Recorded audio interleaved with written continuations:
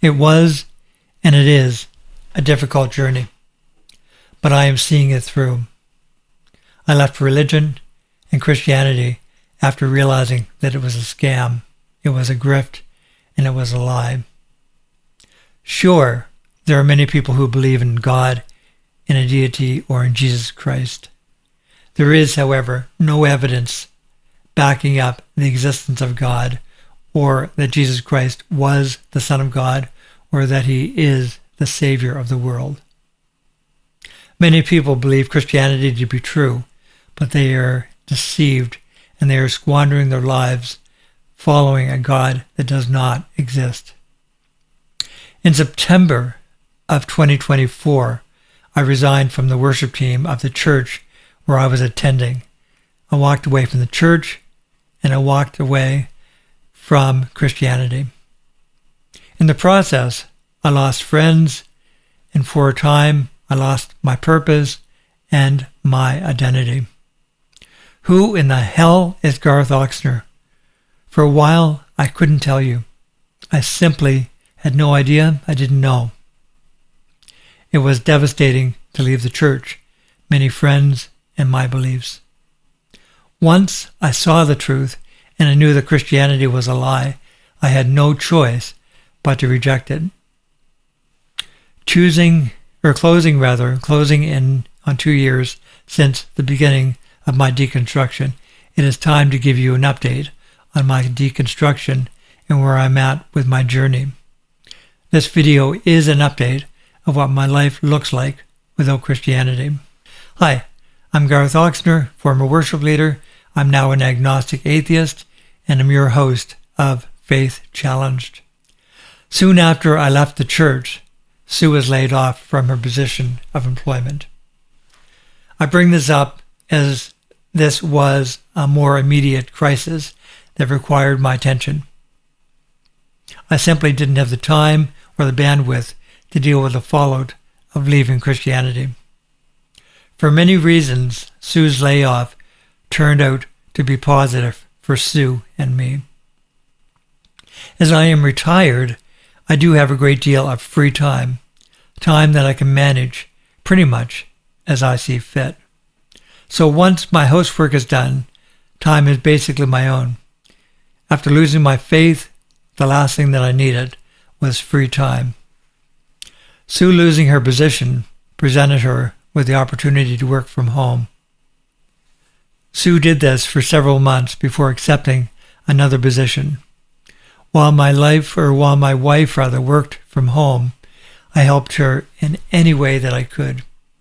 Consequently, I didn't have nearly as much free time, and this was a very, very good thing. It was also nice to have Sue home during this time. After Sue returned to work, I went through a dark period. With the craziness of our world and with me losing my faith, I didn't feel like doing anything. I felt alone. The darkness would last for the better part of a year or more. Although I had plans to create content for my YouTube channel, Faith Challenged, I did what most content creators do. Instead of doing, I spent a lot of time acquiring equipment and watching videos on how to create videos on social media. During this time, Trump also took office as he was the President of the United States. While I was expecting him to be awful, I was hoping for him to be okay. Not only is Trump destroying the U.S., but just like he is taking a wrecking ball to the east wing of the White House, he is doing the same to the United States of America. It is unbelievable. It's crazy. As a result, when I was not watching how-to videos, I was watching the news and what this clown was and is doing to our world. Our Prime Minister of Canada, Mark Carney, may not be perfect, but he is exactly what we need in facing off against Donald Trump. He is not capitulating to the big orange moron, and he seems to be telling Canadians the hard truths of where we are at as a nation. Perhaps the majority of Canadians doing the right thing in electing Mark Carney has given me hope and has helped me return to the Garth that I recognize. Losing my faith, losing friends from church, and disconnecting from friends and acquaintances who turned out to be mega was devastating for me. So much change in a short period of time, and I'm certainly not one for change, even at the best of times, let alone the worst of times. Well, it took some time, and it wasn't easy, but by late January of this year, I found myself spending more time in the studio and less time watching the news. Finally, I was starting to feel more like myself again. The more I watched the news, the angrier I became. How could so many people still support this guy, Trump? What is even more disheartening are the Christian leaders whom I once admired and who are now endorsing Trump. How could this be? For years I had been warned about the Antichrist. In my opinion, Trump is the closest thing to the Antichrist that I have seen in my lifetime. How is it possible that so many of these church leaders have been deceived by this con artist?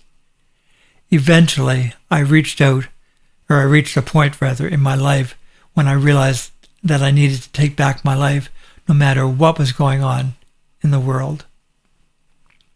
Yes, I need to stay informed, but not at the expense of my mental health. It was taking a toll on me, and it was taking a toll on my marriage. I certainly was not the same person. Whatever it took, I needed to get back to writing, to playing and listening to music, to life, no matter what was happening in the world.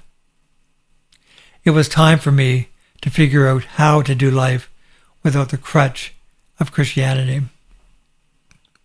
Transitioning into February of this year, I decided to spend a significant part of my day writing scripts and recording social media content. Without a doubt, Christianity is not true.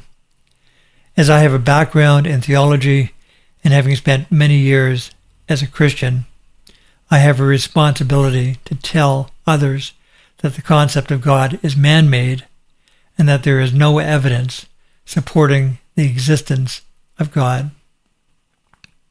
No question, we live in a world that is messed up, and people are scammed and lied to each and every day. Calling out scams and calling out lies is something that each one of us must do.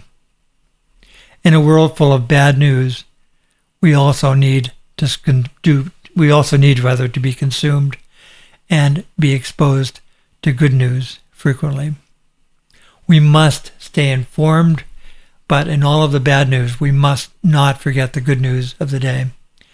This realization was an essential part of me finding my way back to Garth. As I'm calling bullshit on religion, at the same time, I am continually looking for good news stories to share in video format on my various social media platforms. Deconstructing my Christianity has been a difficult journey, and I am not done yet. In fact, deconstructing and reconstructing is a lifelong process. It does, however, look like I am seeing the light at the end of the tunnel. If you are deconstructing your faith, or if you are asking the tough questions of your faith, I encourage you to keep asking those questions. I encourage you to keep searching for what is true. Yes, the journey is difficult, but if you desire to be honest with yourself, you need to continue asking questions, and you need to seek out sources that are outside of the recommended resources suggested by your faith leaders. The initial costs will be high and they will be painful. These costs will inevitably be worth it, however. Putting so much time and money into something without researching if it is true is not wise. I've done it. It's not good. You are probably already heavily invested in your faith. Why not invest some of your time researching what scholars from outside of your faith have to say? Do not use ChatGPT or other AI tools, as the results are not always reliable and are not always true. Make no mistake, I have nothing against Christians. I do, however, have issues with Christians pushing their beliefs on me and on society. If you want to believe in something solely based on faith, that is your decision. Keep in mind that this is 2026 and not 1926. Most of us have access to Google and other powerful search engines. The truth is literally at your fingertips. Thank you so much for watching this video.